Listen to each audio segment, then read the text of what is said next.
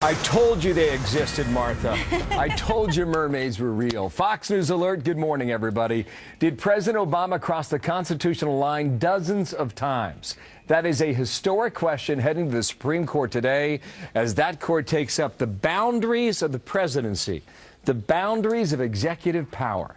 It's a big deal. Good morning. Hope you had a great weekend. I'm Bill Hemmer, and welcome here to America's Newsroom. I did, thanks. Good morning. Good to see you this morning. Good morning, everybody. I'm Martha McCallum. So the judges are set to decide whether it's legal for a president to bypass Congress to appoint people to top positions.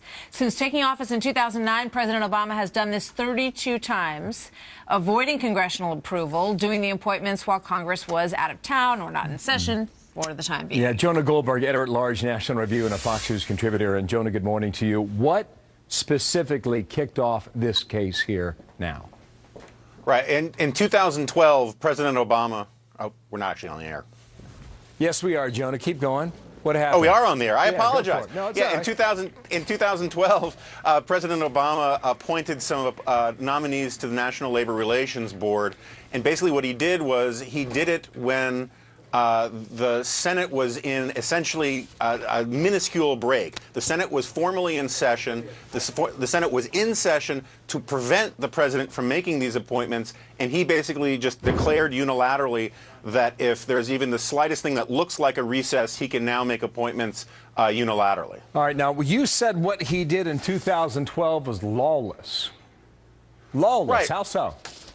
Well, first of all, it's part of a larger pattern of this president from, unilateral actions on Obamacare. But the standards that he considered to be the law of the land himself when he was a senator and when Harry Reid was doing pro forma sessions in the Senate to block President Bush from making appointments, he considered to be the law of the land. And then, like so many other things with this president, when he became president of the United States, he all of a sudden took a different attitude and basically said that what was the law of the land, what was the accepted practices of the Senate, no longer apply. And we have a lot of constitutional issues here, but one of the most interesting ones is that the president is now saying that he gets to decide when the Senate is in session, which is a violation, by my lights, of the separation of powers. The executive branch doesn't get to decide when the legislative branch is in session. That is up to the legislative branch itself.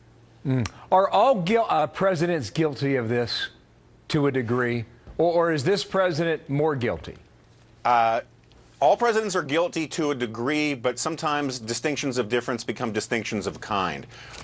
President Bush, basically what's been happening since President Monroe was in office, is that what counts as a recess has been defined down, and each president is looking for these holes in the legislative calendar to get its appointments in.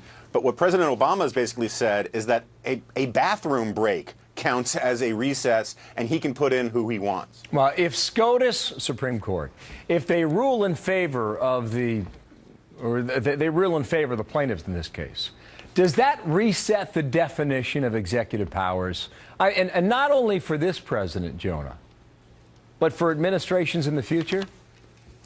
It does in a certain way. It will have a big effect on executive power and on legislative power.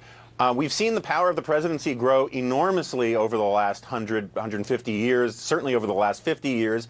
And we have what a lot of people on the left and the right consider an imperial presidency. The Senate, historically, and by the Constitution, the text is very clear on this, the Senate has the right of advice and consent, and the president can only make an appointment during a recess. The text of the Constitution says a recess is when the Senate is actually out of session.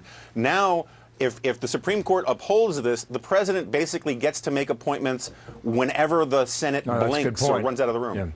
Yeah. Jonah, thank you, leading our coverage there out of Washington. It's a Monday, kick-started. Thank you, Jonah. Good to see you there. 4 minutes Great to be here. Past the